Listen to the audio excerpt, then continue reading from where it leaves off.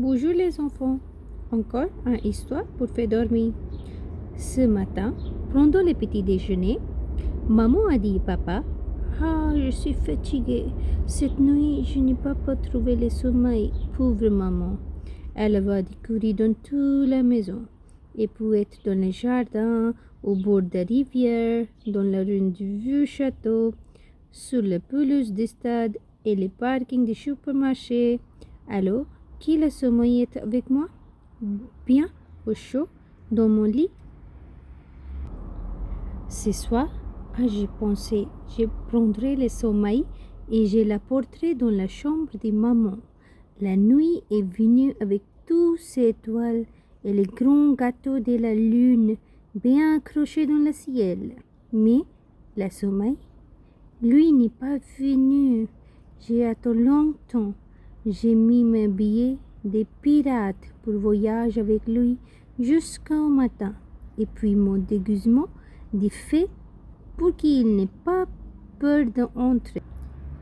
Mais à la fin, comme il ne vient toujours pas, j'ai décidé d'aller le chercher. Il n'était pas dans le salon. Seul le chat réveillé devant le feu. Il n'était pas dans la cuisine. Mais quand je voulais amener Pomme, le chien, avec moi pour suivre les pistes du sommeil, il n'a pas bougé, même une oreille.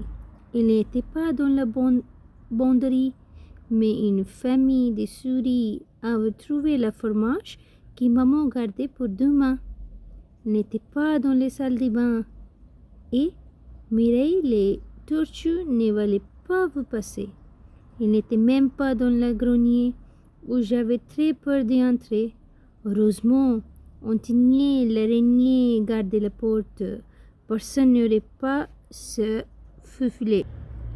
J'ai la cherché partout, dans mon coffre à jouets et la placard de ma chambre, sur l'escalier et dans la cheminée.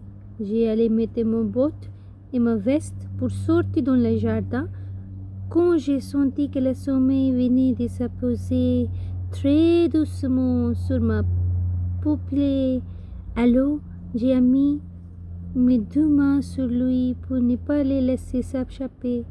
Et j'ai l'emporté tout doucement dans la chambre de maman. Ce n'était pas facile dans les noirs.